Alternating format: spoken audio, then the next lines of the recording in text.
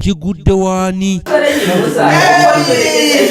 Poliisi y'omu Kiwanga ng'eri wamu n'abakulembeze b'ekyalo Kiwanga Kasokoso badduse bukubirire ne bayoola omukyala Kalitima agambye okukakana ku mwana wa mujja we w'emyaka 11 n'amutugumbula era okukakana nga mulemesezza obulamu bw'ensi eno. Sarah Molata w'emyaka 39 yakwatiddwa era ng'onokwatibwa kwe kuddiridde omugoba wa bodaboda Tegerekeseke lya John eyayitiddwa okutwala omugenzi mu ddwaliro okuvaayo n'atemya ku by'obuyinza nga bwe yasanze Gideon omugenzi mu buliri bwe ng'alabika ng'alinga atugiddwa kyokka bwe yabuuza nnyina ogubadde n'amutegeeza nga bw'abadde agudde mu kinaabiro ng'ava okunaaba. Sabifuddeko nnyo.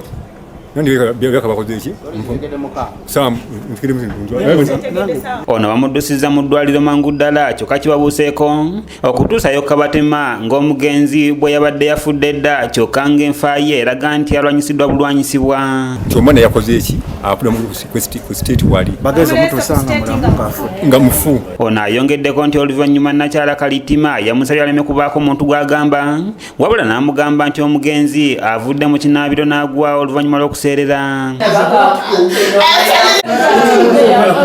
Bingi tayagadde kubyogera ku lutambi wabula akkaatiriza nti omwana ono abadde yafudde dda ku makya ssaawa nga 3. Oyo omukazi asaana kutuga butuzinze kambabuulire.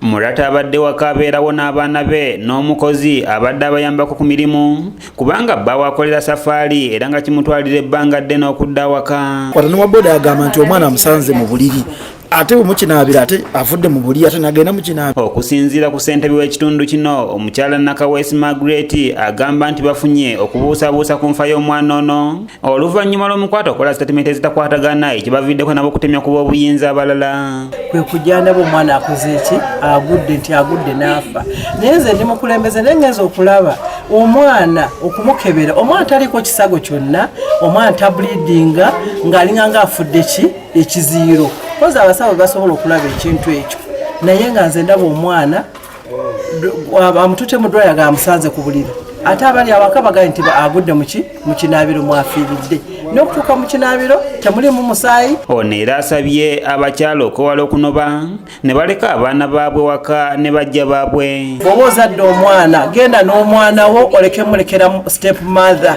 kuba step mother buli omu alina omutima gugwe n'abasajja bamuwasa abakyala at least omwana oyo mulekere maama we osigale ng'omulabirira eyo. Mu buufu bwe bumu Neisima Stella ng'ono ye house girl wa famire eno agamba nti bino bibeereddewo ng'agenze ku dduuka gula buto kyokka mu ddakiika entono zaavuddewo yeewuunyiza okudda nga mutegeeza nga Gideon bwaddusiddwa mu ddwaliro ng'ali mu mbeera mbi ddala. Badde bantumye butto mu tawuni nenda nendeeta butto nenkomawo nennaaba olumaze onnaaba nembuuza kanene akataako emyaka 3 nekaŋŋamba maama agenze ne Gideon mu ddwaliro. Neisima agenze mu maaso n'okutunnyonnyola embeera ebaddewo oluvannyuma lw'amawuliragano okutuukawo.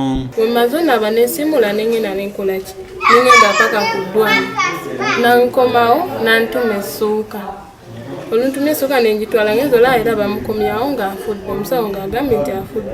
Defensi w'ekyalo kino waswa boogere ng'ali wamu n'abatuuze nabo baliko bye boogedde wabula nga bamu bakaawu era bavumiridde ekikolwa kino. Bagenze okukomawo ne bagenda mu kinaabiro okunaaba baafuluma mu kinaabiro nalaba nga bayingiza mayititi omwana aseredde n'akola ki n'agwa ate yo media agamba nti omwana amulese mu buliri nga yeebase.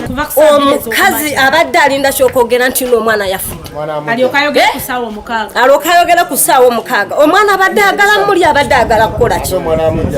Ate omuntu bw'aba agudde mu kinaabiro muyoolawo oti ate n'omutwala mu buliri n'ogamba nti ate afiiridde mu kinaabiro omuntu ate nti omulambo bagusanga mu katanda k'enti oyo ate omwana aba afiiridde mu kinaabiro kituufu. We tutuukidde mu kifo kino nga Kalitima yaddusiddwawo dda poliisi olw'abantu abadde abakaawu nga twaliddwa mu Kiwanga Community Police Station wabula nga tebakkirizawo omuntu yenna era nga ne bannamawulire baviiriddemu awo ngayo ky'omusota. Omwana talinaako wadde damage wadde oluba wadde ku nkoona nti waliwo awazimbye kitegeeza nga waliwo ekitali kituufu. Oluvannyuma omulambo gujjiddwa mu maka we babadde basula ne gutwalibwa mu ddwaliro genda mu maaso n'ogwekebejja. Yakyayinga mulamu nga tumaze n'okupreparinga nga tugenda Moyo kuba badde boogedde ne dadi waabwe anti n'amusalako enviiri. Patirisi Kyewalabye yakusakidde eggulire lino ku lwa ABS television. Omwana taliiko yadde kaddamejo konna ku mutwe wadde ku mubiri gwonna yadde akantu konna wabula ffe tulina muli nti omwana ono bandika ate ebisalire zikwata ne waboda agamba nti omwana amusanze mu buliri